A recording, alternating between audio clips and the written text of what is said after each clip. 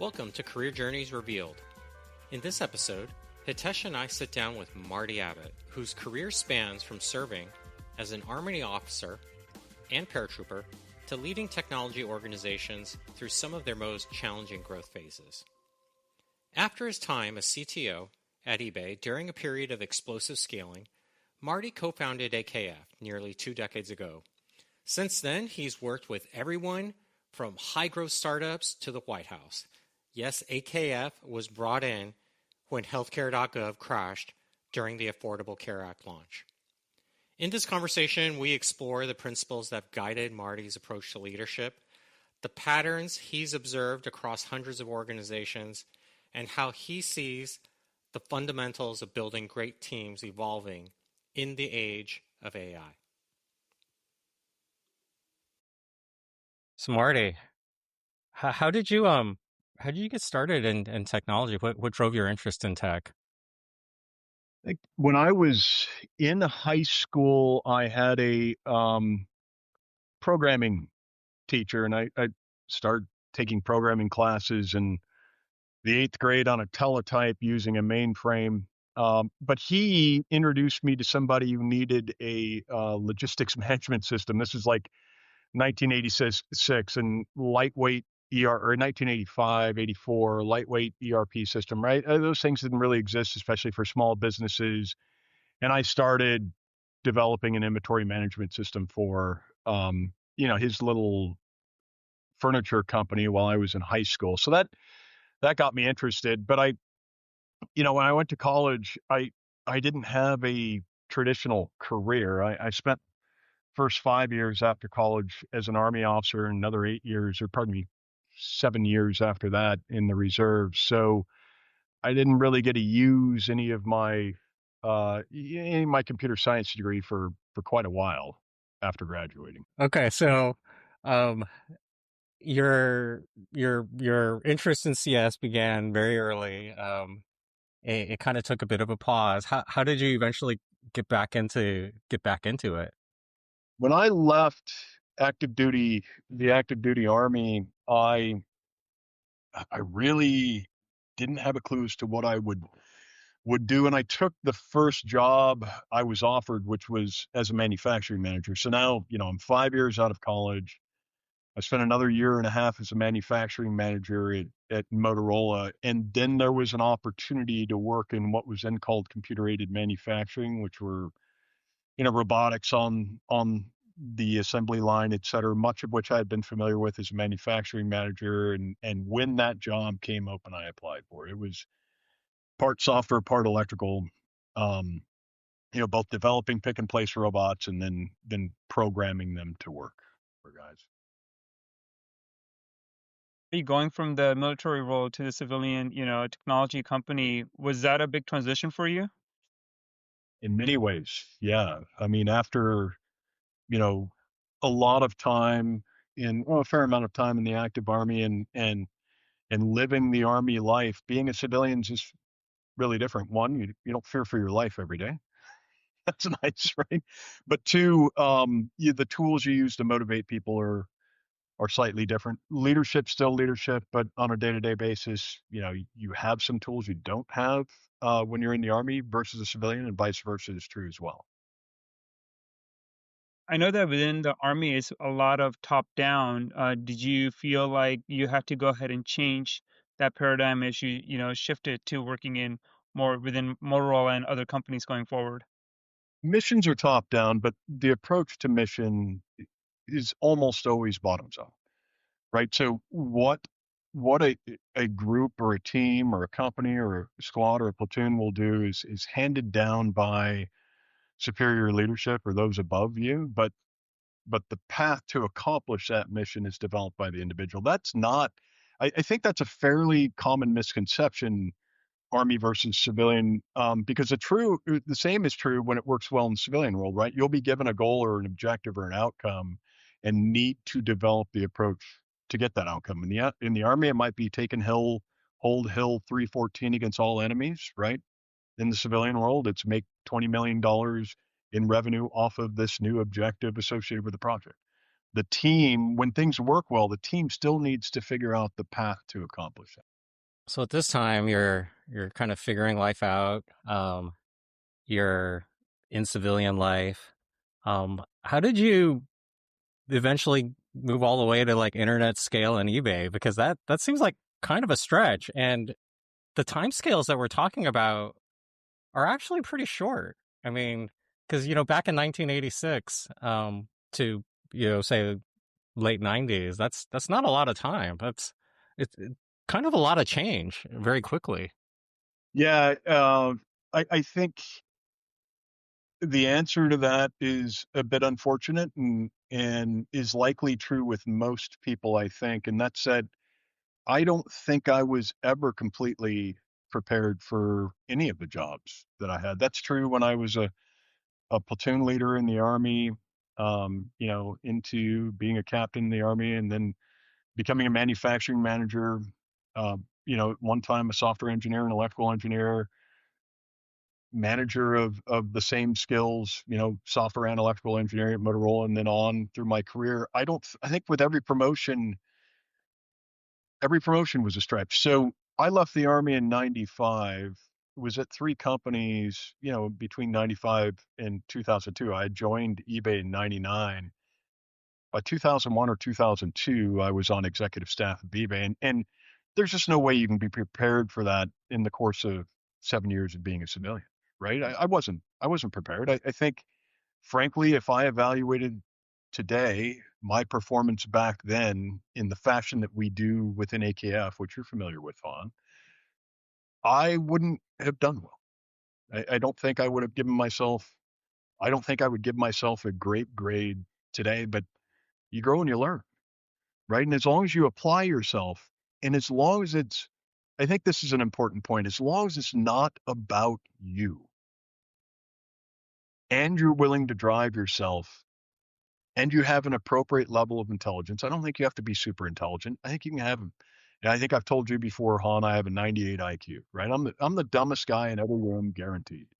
The best day of my life was when I found out the average IQ in the US was 98 and not 100 because I became average. Like I was below average, right? But if you can do that, if you can drive, if you can make it not about you, about something else, about something bigger than you can grow into jobs.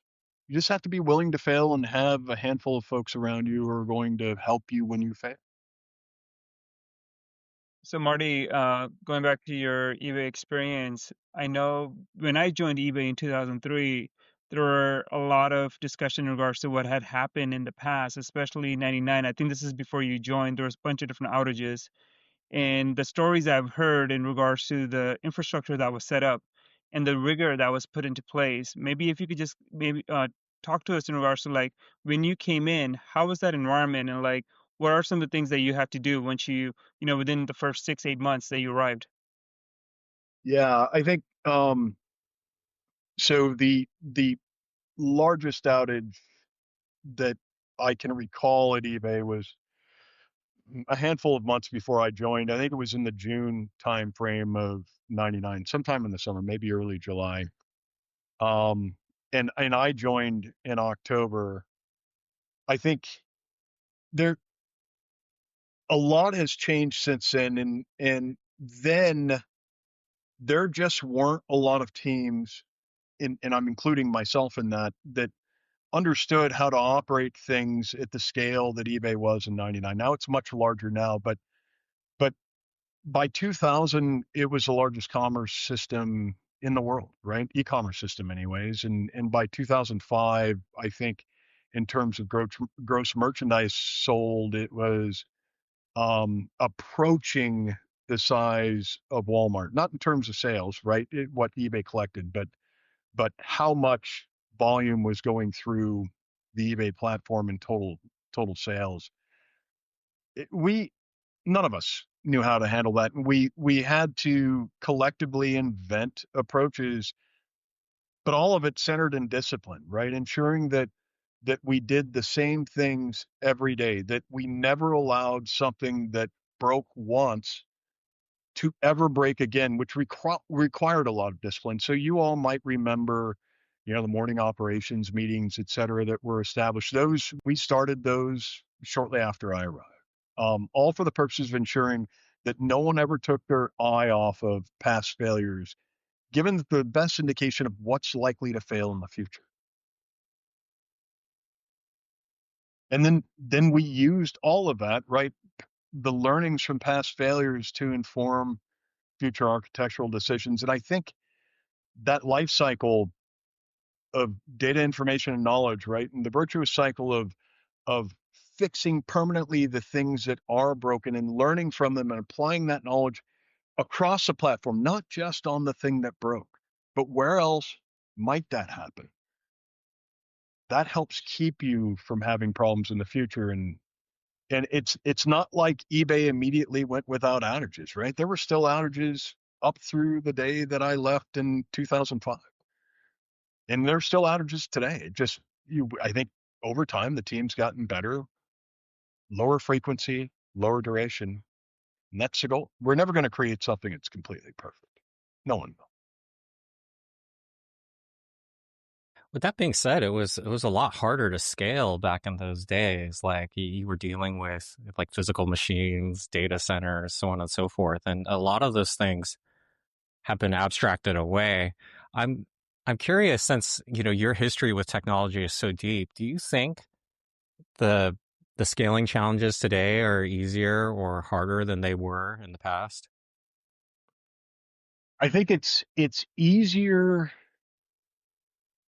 and more cost effective to scale with solutions out of the box today than it was when I was at eBay, for sure. But I think that's created a different problem, and that's that people are now comfortable. Engineers are now comfortable not completely understanding what's going on under the covers and assuming that some other component that they've purchased will solve their problems. And while we believe as a firm that you should be careful about where you spend engineering time, that doesn't eliminate the need for the team to completely understand how something works. The lack of that knowledge, when you buy something and you don't understand what's going on in the covers, invites opportunities for failures that you're not going to understand how to fix because you don't know what caused it. And that increases outage duration. So I think engineering wise, absolutely things have gotten easier. Architecture wise, too many architects assume a box on their architecture is going to solve a problem and don't understand enough under the covers of what's going on. The current environment must drive you a little nuts then, because like you you have admittedly non-technical people, like vibe coding, generating software, deploying it. You know, there's a lot of hype around some of these solutions, like Lovable and whatnot, where people claim that they can build like $100 million businesses from just like a prompt. Um, Underlying all of this is that there's very little understanding of what's being generated. Like, do you feel like there's going to be a comeuppance at some point? Well, I think especially when you look at this most recent event, right? The advent of AI and ML, ChatGPT, Gen AI. I think that solves a lot of problems. And again, on that balance sheet we were talking about, the new problems it creates those, because I was talking about buying a black box. Now you've got another black box creating black boxes for you. And if no one's understanding how it's doing its work, it's very difficult to go run at a chat GPT or Gen AI system and yell at it to go fix something it broke. Right? Today, as we sit, real engineers have to get in and figure out what the hell's going on. And if they didn't write it, is it easier or harder to understand it? Now, I'm not saying they should all the code should be written by people. Not at all. That's stupid. But I am saying it is creating a new problem where issues, defects, failures, outages last longer than they need to because fewer and fewer people understand what's going on. Do you have predictions on how this will net out? Like what? Because that's probably ultimately the real scaling challenge, right? It's not building the site, generating the site by talking to an AI, but it's actually evolving the product over a period of time without burning your customers. I I don't I don't have a prediction because so much can happen, and the real question to me is whether or not folks start to better understand how to employ these things and stop thinking about them as an additional engineer and start thinking about them as things we need to properly control in our environments. And you know, we have to have code generation vis-a-vis AI. We have to have it. We haven't produced enough engineers over time in the country. We produce roughly the same number of engineers, plus or minus, as we did in 1945, right? 50, 60,000 degreed engineers a year in the US, not of all of whom are US citizens, even while the need has increased significantly. When you take a look at the Great Recession that happened a handful of years ago, the only group of people who were at or near full economic employment during that recession were engineers, right around 2% or so. Everyone else, unemployment went significantly higher than that, right? 10, 15, 20% by some disciplines. So we needed, well, and as a result of that, we created all these boot camps, right? Let's get people, technicians out who can take the place of engineers and write code. They may not understand how to architect things, they may not understand failure rates, et cetera, but they can write code.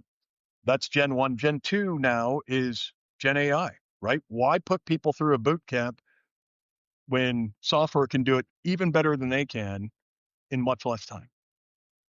But we're still left with this too few people understand what's going on. If we don't start managing AI in the same way we truly manage employees, we're going to have a problem. We're going to have too few engineers, too many problems, and not enough people to fix it. Yeah, no, I agree, Marty.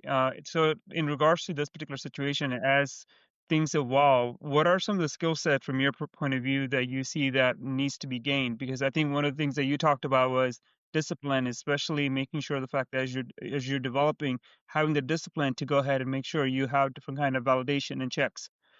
So, what are some of the things that you feel like going forward, especially for the next generation of developers or engineers, some of the things that they need to have as part of their arsenal to be successful going forward? I think we all have a bias towards learning what we enjoy. And software development has become, in one respect, so easy now with the tools available that many people could do it, and especially once we throw Gen AI into it.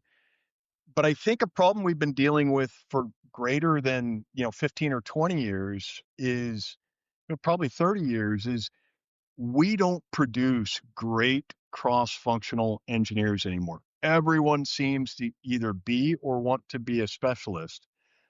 And that really hurts us, right? When I talk to software engineers who don't understand the concepts of DNS or networking, right? Any of those things, or don't really understand what a database is doing. Or on the flip side, when I talk to a systems administrator or network engineer who has no clue about software development, that hurts all of us, right? It creates identities that puts us in conflict and means that we've got to get larger and larger groups of people cross-functionally to solve problems. If we spent a bit of time trying to get more people to understand the entire domain of what's necessary to produce a product, I think we would produce better products. Like, and that starts in education systems, right? What should we change with the way we teach folks and what we teach it? Yeah, over the years, I've seen the fact that there has been a lot of specialized kind of jobs like front end developers. And now we're moving more towards full stack and now going to more of the AI engineers. But you're right, the fundamentals needs to still be there because I think if you're developing something and not knowing how some of the fundamentals work, you're going to run into problems going forward as well. So How do you think organization design will change as AI is integrated into the modern workplace? That's a difficult question. I think, and there are lots of factors involved in this, but I think that organizations will be able to become more flat with AI. I think that they'll be able to speed up decision making processes, but in becoming flatter, um, it's also going to put more stress on managers and leaders that remain because they'll have a higher number of people with whom they're working, right? Once you cut out middle management, which I think generally is a good idea for speed of execution. It's a bad idea if you're running a nuclear power plant, right? You want rigid structures. You don't want fast change, arguably, right? You want things to work the way they are, and you want a lot of overhead to ensure they work the way they are. You flip that around, your high risk businesses trying to create profit, you want flat. So to the extent, right, because that impacts the speed with which you can make decisions. I have a friend who's a CEO. I'm not going to say who it is or where he works, but he said that every decision he makes in his company takes a day, 24 hours to make because of the remote nature of their company. Everyone's dispersed. So everything's done asynchronously, and it's very difficult to get people ad hoc into a room and just make the simplest of decisions as we used to when we all were at work all the time, right? You just go grab three people, pull them in a room, decision was made, you move out and execute. Hard to do when you're remote. And I think the same type of thing will come up, or AI will help solve the same types of things in organizations where a manager or leader was just taking direction, applying a little something to it, and then distributing. Right? The value he or she creates in many cases may not be worth his or her payroll. If automation can do that, we should absolutely do it. But I think that will bring to light a bigger issue with leadership, and that's that, you know, not all of our leaders are well trained. Not all of them are great. And when you put that kind of stress on the people that remain, those who aren't great are going to fail more frequently. So going back to what you're saying, Marty, so with AI being leveraged full-fledged by companies going forward, do you feel it'll be much more effective and efficient because there will be less touch points? Because things will be much more automated and less people, and especially as you said, even middle management, there will be less of it. So is that the way that you're looking at it, where AI is going to be getting leverage from the top, from all different areas of the companies, but then they will have less touch points to be Yeah, able to execution? ideally that's as long as we get as good or better an outcome, right, at lower cost. If AI accomplishes that in removing people and organizations, that's awesome. That's what shareholders want. That's what everyone should want. Now, additionally, what should happen and has happened in the past with technologies advances like this is that workforce, especially the highly skilled workforce, is more of an issue if you're unskilled, you're a laborer, you're working on an assembly line, but educated folks in their domain should be able to be reallocated. It doesn't mean that'll happen right away, but new businesses should develop, right? The cost of entering a business and the risk of entering a business will decrease with AI, which means more businesses should start. That employment should go there, right? Theoretically, it should increase GDP. It's not going to do it immediately. And that's essentially what, at least if history is correct, every other technology advancement has done. So as part of AKF, I know you work with various different companies across different industries. Like, are there certain industries that you've seen have been lagging in regard to the adoption? And maybe the other way around, which industries that you've seen have been forefront in regards to leveraging even some of the cutting edge technologies? Yeah, I think, the best research in that area is really the research that came out of Ames, Iowa, in I think the late 50s, that resulted in what's today known as the technology adoption lifecycle. And, it clearly indicates how new innovation gets processed through a market or through an industry. and how new solutions get adopted, there are always laggards. And there tend to be laggards by industry. Those that are most risk averse tend to be the slowest adopters of anything. And they're easy to point out, right? They're most often they're governments, they're banks, they're insurance companies, or the medical industry, right? Financial services, banks, insurance, medical, government. They're always slow because the risk of adoption is high. The risk of failure is high, and they don't tend to value the promise of something new. They want repeatability, right? And they want to understand what they're using. They don't adopt new technologies. So yeah, we spend a great deal of time helping those industries think through things that were commonplace 10 years ago. You'd be surprised the number of industries that are still debating whether or not multi-tenancy is okay for their business. Marty, looking back at some of the work that you did, you were also at healthcare.gov. And I know within, my personal experience as well, where being in healthcare, the companies, they take such a long time to make decisions, and there's a lot of things that are manual. Like if you had to go back to healthcare.gov, especially with the current technology suites that we have now, like what would you do different? Well, I should point out that our involvement with healthcare.gov was pro bono and a result of being called by the administration and them asking for help. So we didn't design it. We came in after the implosion and helped them with That's really important, Hitesh, because they did not cause that problem. They fixed it. no, that's what Marty's trying to say. Yeah, that I was trying to say that in a nice way, but and I also don't think, I mean, frankly, just to be completely clear, I don't think we fixed it, right? We had a number of suggestions for them. I think a majority of them were taken, but the folks who did the real work were, it was Accenture. But Hitesh, I think your problem was like, what were the roots of the problem and how should they be changed? Is that?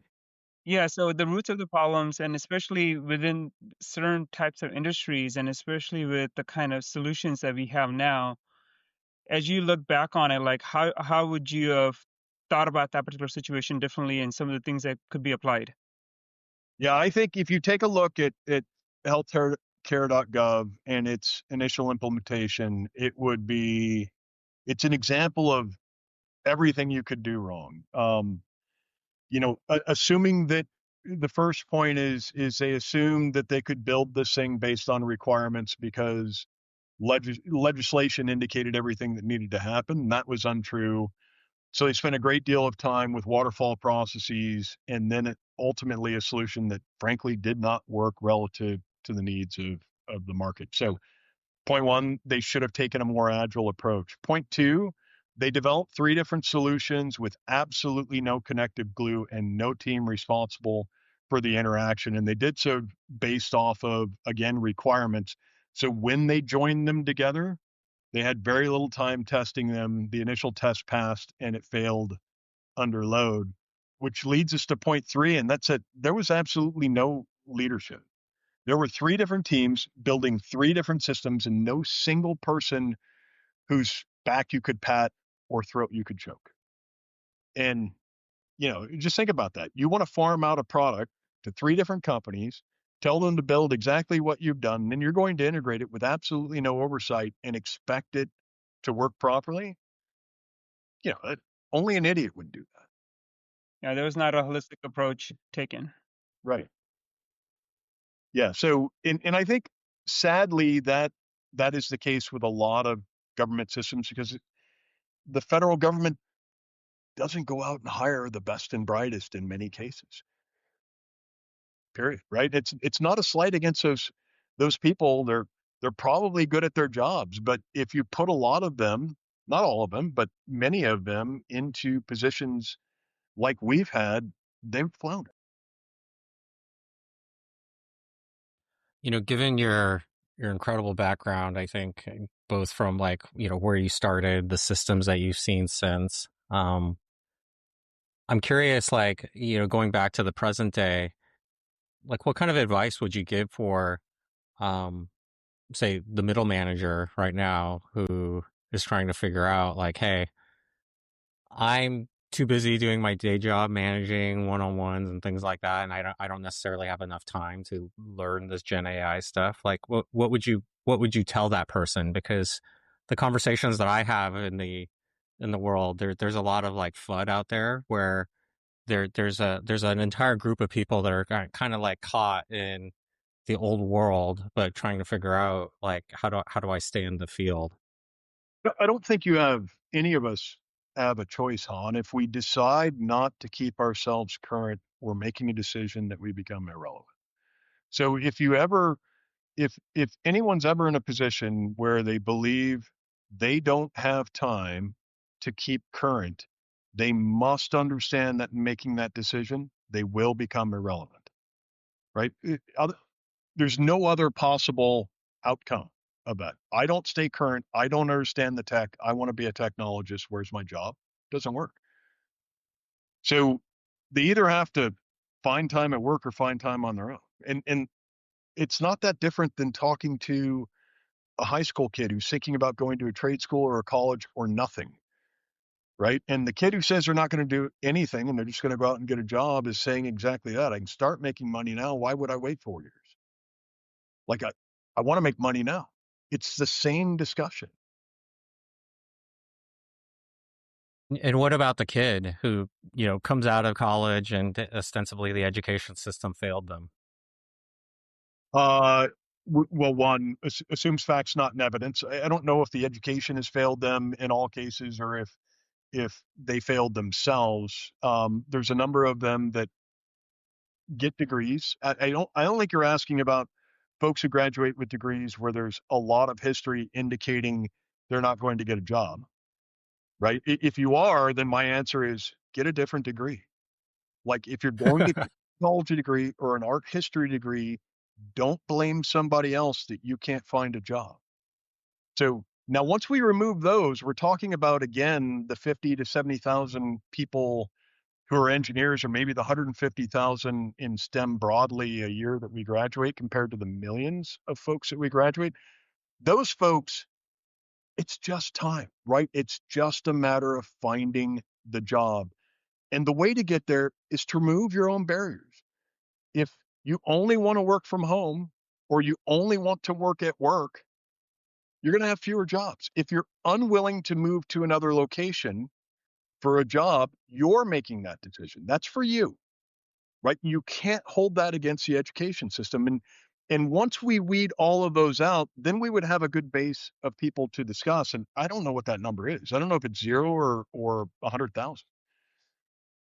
But I do believe like all of our clients are hiring. Every single one of our clients has job openings. So it's hard for me to believe that the issue is the market not taking engineers. The hiring that you're talking about, are they more recent college grad? I think just going back to what Han's question, and I agree with you, the fact that from engineers who are coming out of college, they do need to be open and they need to pivot based on where the demand is.